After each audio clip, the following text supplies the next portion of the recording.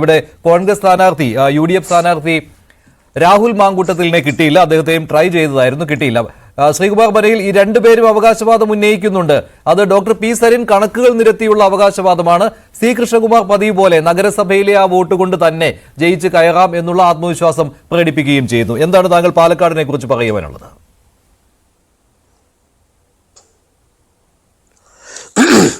മഞ്ജുഷ് കേൾക്കാൻ കഴിയുമെന്ന് വിശ്വസിക്കുന്നു. കേൾക്കാം. ഹലോ സരിൻ, ഞാൻ ഈ മാത്തമാറ്റിക്കൽ ഡിസ്പ്ലേ നമ്മൾ പറയുന്ന കണക്കുകൾ കൊണ്ടുള്ള കളിയിലേക്ക് പോകാൻ ഞാൻ ആഗ്രഹിക്കുന്നില്ല. കാരണം വെച്ചാൽ സ്ഥാനാർത്ഥികൾക്ക് എപ്പോഴും കണക്കുകൾ കൊണ്ട് കളിക്കണം. കൃഷ്ണകുമാറും സരിനും ഒക്കെ സ്ഥാനാർത്ഥികളാണ്. അല്ലെങ്കിൽ ആ മണ്ഡലത്തിലെ രാഷ്ട്രീയ നേതാക്കൾക്കും ഈ കണക്കുകൾ കൊണ്ട് കളിക്കണം. അപ്പം ഞാൻ ആ മണ്ഡലത്തിന് പുറത്തുള്ള ഒരാളായതുകൊണ്ട്, ഒരു തവണ മാത്രം അവിടെ പോയിട്ടുള്ള ആളായതുകൊണ്ട് എനിക്ക് കണക്കുകളേക്കാൾ പറയാനുള്ളത് മറ്റ് ചില കാര്യങ്ങളാണ്. ഈ 2019-ലെയും 2021-ലെയും 2016-ലെയും കണക്കെടുത്ത് വെച്ചുകൊണ്ട് വിലയിരുത്താൻ പറ്റിയ ഒരു രാഷ്ട്രീയ അന്തരീക്ഷം ആയിരുന്നില്ല ഇത്തവണ പാലക്കാട് ഉപതെരഞ്ഞെടുപ്പിൽ കണ്ടത് എന്ന് നമ്മൾ മനസ്സിലാക്കണം.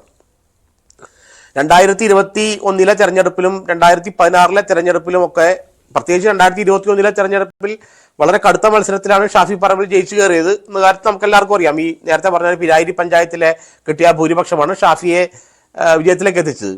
പക്ഷെ ഈ 2024-ലെ ഈ ഉപതെരഞ്ഞെടുപ്പ് വരുമ്പോൾ പ്രധാനപ്പെട്ട ഒരു രാഷ്ട്രീയ വിഷയം നമ്മൾ മനസ്സിലാക്കേണ്ടതുണ്ട്.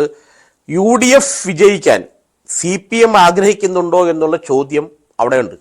2021-ൽ UDF വിജയിക്കണമെന്ന് CPM ആഗ്രഹിച്ചത് കൊണ്ടാണ് ഷാഫി പറയൻപിലിന് ഒരു വളരെ മികച്ച ഭൂരിപക്ഷം, അല്ലെങ്കിൽ അത്യാവശ്യം നല്ലൊരു ഭൂരിപക്ഷത്തിൽ ജയിക്കാൻ കഴിഞ്ഞത്. അപ്പോൾ ഇത്തവണ കാരണം വെച്ചാൽ അവിടുത്തെ ആ മണ്ഡലത്തിന്റെ സ്വഭാവവും ആ വോട്ടിങ്ങിന്റെ പാറ്റേൺ വെച്ച് നോക്കുമ്പോൾ 2021-ലെ ഇലക്ഷനിൽ ഷാഫി പറമ്പിൽ ജയിച്ചു കയറിയത് തികച്ചു കൃത്യമായിട്ട് ഈ CPM വോട്ടുകൾ ഷാഫിക്ക് ലഭിച്ചത് കൊണ്ടാണ്. അങ്ങനെ ആര് നിഷേധിച്ചാലും അത് തെറ്റാണ്, അങ്ങനെയാണ്. അതുകൊണ്ട് പക്ഷെ ഇത്തവണ അങ്ങനെ ഒരു സംഭവം അവിടെ ഉണ്ടായോ? കാരണം UDFന് കിട്ടാവുന്നതിൽ ഏറ്റവും മികച്ച സ്ഥാനാർത്ഥി തന്നെയാണ് രാഹുൽ മാങ്കൂട്ടത്തിൽ. അക്കാര്യത്തിൽ ഒരു സംശയവുമില്ല. അത് ആര് അങ്ങനെ അല്ല എന്ന് പറഞ്ഞാലും ഞാനത് അംഗീകരിക്കുകയില്ല. കാരണം പാലക്കാട് ജില്ലയിൽ നിന്നുള്ള മറ്റ് നേതാക്കന്മാരെ അപേക്ഷിച്ച് നോക്കുകയാണെങ്കിൽ രാഹുൽ മാങ്കൂട്ടത്തിൽ തന്നെയായിരുന്നു ആപ്റ്റായ സ്ഥാനാർത്ഥി എന്നുള്ള കാര്യത്തിൽ തർക്കമില്ല. പക്ഷേ ഇവിടെ ഈ പറഞ്ഞ പോലെ UDF ഇത്തവണ വിജയിക്കണമോ അല്ലെങ്കിൽ UDF വിജയിച്ച് കയറണമോ എന്ന് CPM ആഗ്രഹിക്കുന്നുണ്ടോ എന്നുള്ള പ്രശ്നം അവിടെയുണ്ട്. അപ്പോഴാണ് നമ്മൾ ഈ പണ്ട് ആരോപിക്കാറില്ല ക്രോസ് വോട്ടിംഗ് പോലത്തെ കാര്യങ്ങളിലേക്ക് നമ്മളുടെ ശ്രദ്ധ പോകേണ്ടത്. അത്തരം വല്ലതും അവിടെ സംഭവിച്ചിട്ടുണ്ടോ? കാരണം പെർസെൻറ്റേജ് കുറഞ്ഞു. ഇപ്പൊ പാലക്കാട് ഈ പഞ്ചായത്തുകളിൽ ടേൺ ഔട്ട് കുറഞ്ഞു. നഗരസഭയിൽ BJPക്ക് സ്വാധീനമുള്ള നഗരസഭയിൽ കൂടി അങ്ങനെ വലിയ രീതിയിൽ കുറഞ്ഞിട്ടില്ല. ശ്രീകുമാർ മനയിൽ ഏറ്റവും കൂടുതൽ കഴിഞ്ഞ തവണ പോൾ ചെയ്തതിനേക്കാൾ വോട്ടുകൾ കുറഞ്ഞത് നഗരസഭ പരിധിയിലാണ്. അത് BJP അത് പറയുന്നത് ഞങ്ങൾക്ക് ശക്തിയുള്ള ബൂത്തുകളിലല്ല അങ്ങനെ വോട്ടുകൾ കുറഞ്ഞത് എന്നാണ്. പിന്നെ പിരായിരി പഞ്ചായത്തിലും മാത്തൂർ പഞ്ചായത്ത്, കണ്ണാടി പഞ്ചായത്ത്, ഇവിടെയൊക്കെ വളരെ ചെറിയ തോതിൽ മാത്രമേ, കുറച്ച് വോട്ടുകൾ മാത്രമേ 2021-നെ അപേക്ഷിച്ച് കുറഞ്ഞിട്ടുള്ളൂ. പിന്നെ വോട്ടർമാരുടെ എണ്ണം കൂടിയത് കൊണ്ട് സ്വാഭാവികമായിട്ടും ഇത്തരം കഴിഞ്ഞ തവണത്തെ പോലെ തന്നെ വോട്ടർ ടേൺ ഔട്ട് ഉണ്ടായാലും പെർസെന്റേജിൽ ഒരുപാട് വ്യത്യാസം വരും. അതാണ് ഉണ്ടായിരിക്കുന്നത്. വോട്ട് ചെയ്ത ആളുകളുടെ എണ്ണത്തിൽ മൊത്തം എണ്ണം പറയുകയാണെങ്കിൽ ഈ മണ്ഡലം മുഴുവൻ എടുത്തു കഴിഞ്ഞാൽ ഏതാണ്ട് 5000-ഓളം വോട്ടുകളുടെ കുറവാണ്. മഞ്ജുഷ, അതാണ് ഒരു പ്രശ്നം. അതൊരു പ്രശ്നം തന്നെയാണ്. കാരണം വെച്ചാൽ ഈ വോട്ടിങ് നമ്മൾ ഉദ്ദേശിച്ചുള്ള ഈ പ്രത്യേകിച്ച് പാലക്കാട് പോലത്തെ ടൈറ്റ് ആയിട്ടുള്ള ഒരു ഉപതെരഞ്ഞെടുപ്പ് നടക്കുമ്പോൾ ഈ 5000 വോട്ട് എന്ന് പറയുന്നത്, ഈ 5000 വോട്ട് എവിടുന്നാണ് കുറഞ്ഞതെന്ന് നമ്മൾ നോക്കണം. ഈ 5000 വോട്ട് അല്ലെങ്കിൽ വോട്ടുകൾ കുറഞ്ഞത് അല്ലെങ്കിൽ വോട്ടുകൾ ചെയ്യാതെ പോയത് എവിടെ നിന്നാണെന്ന് നോക്കുമ്പോഴാണ് നാളെ എന്ത് സംഭവിക്കുന്നതിനെ കുറിച്ച് നമുക്കൊരു ആശങ്ക വരുള്ളൂ. കാരണം ഞാൻ ഇപ്പോഴും വിശ്വസിക്കുന്നു രാഹുൽ മാങ്കൂട്ടത്തിന് ഒരു 5000-നും 6000-നും വോട്ടിന്റെ ഭൂരിപക്ഷത്തിൽ അവിടെ ജയിക്കാനുള്ള വലിയ സാധ്യത നിലനിൽക്കുന്നുണ്ടായിരുന്നു. ആ സാധ്യത അട്ടിമറിഞ്ഞു പോകാൻ, നിങ്ങളത് അണ്ടർലൈൻ ചെയ്യണം, ആ സാധ്യത അട്ടിമറിഞ്ഞു പോകാനുള്ള രാഷ്ട്രീയ നീക്കങ്ങൾ ഏതെങ്കിലും ഭാഗത്ത് നിന്ന് ഉണ്ടായിട്ടുണ്ടോ എന്നുള്ളത് മാത്രമേ ഈ സമയത്ത് നമുക്ക് പരിശോധിക്കാൻ പറ്റൂ. ബാക്കി കണക്കിലെ കളികളെല്ലാം വോട്ട് ചെയ്ത് നമ്മൾ പട്ടിയിൽ അല്ലെങ്കിൽ മെഷീനിൽ വന്നു കഴിഞ്ഞാൽ പിന്നെ കണക്കിലെ കളികൾക്ക് വലിയ പ്രസക്തിയില്ല.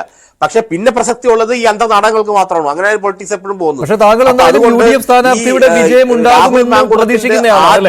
UDF സ്ഥാനാർത്ഥിയാണ് വിജയിക്കുക എന്നുള്ള പ്രതീക്ഷ പുലർത്തുന്നയാളാണ് താങ്കൾ? ഞാൻ പ്രതീക്ഷിക്കുന്ന ആളാണ്. പക്ഷെ ആ പ്രതീക്ഷയ്ക്ക് മേൽ വെള്ളം കോരി ഒഴിക്കാൻ തക്ക തരത്തിലുള്ള ഒരു രാഷ്ട്രീയ മൂവ്മെന്റ് തെരഞ്ഞെടുപ്പിന്റെ തലേ ദിവസവും അതിന് തൊട്ട് തലേ ദിവസവും അവിടെ നടന്നിട്ടുണ്ടോ എന്നുള്ളതാണ് യഥാർത്ഥത്തിൽ നോക്കേണ്ടത്. അങ്ങനെ ഉണ്ടെങ്കിൽ നമ്മൾ ഉദ്ദേശിക്കുന്നതിനേക്കാൾ അപ്പുറത്തേക്ക് ഒരു ഫലം അവിടെ വന്നേക്കാം. അങ്ങനെയുള്ള ചില സന്തോഷ പ്രകടനങ്ങൾ ഈ BJPയുടെ ഭാഗത്തു നിന്നും LDFന്റെ ഭാഗത്തു നിന്നും വന്നതായിട്ട് എനിക്ക് ആ സമയത്ത് ശ്രദ്ധയിൽപ്പെട്ടു. കാരണം ഇവിടെ ഈ നാരോ മാർജിനിലാണ് അവിടെ വിജയിക്കാൻ പറ്റുകയുള്ളൂ ആർക്കും. അങ്ങനെ നമ്മൾ ഈ പറയുന്ന പോലെ പണ്ട് ഉപതെരഞ്ഞെടുപ്പിലൊക്കെ പണ്ട് ബാലകൃഷ്ണ പിള്ളയൊക്കെ 40,000 വോട്ട് ജയിച്ച പോലും ഇനി ഉപതെരഞ്ഞെടുപ്പിലൊന്നും ആരും ജയിക്കില്ല. അപ്പൊ വളരെ നാരോ മാർജിനിലാണ് പാലക്കാട് പോലത്തെ സ്ഥലത്ത് ഈ ഒരു ഏത് സ്ഥാനാർത്ഥി ജയിച്ചാലും കയറി പോരാൻ സാധ്യതയുള്ളൂ. ഈ 5,000, 4,000 ആ ഒരു കാറ്റഗറിയിൽ നിൽക്കും.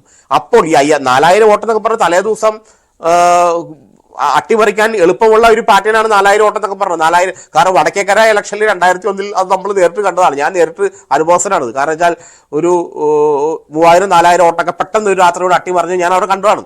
അപ്പൊ അതുകൊണ്ട് ഈ 3,000 വോട്ടെന്നൊക്കെ പറയുന്ന ഒരു എങ്ങനെ വേണമെങ്കിലും അട്ടിമറിയാൻ കഴിയുന്ന വോട്ടാണ്. പക്ഷേ ശ്രീകുമാർ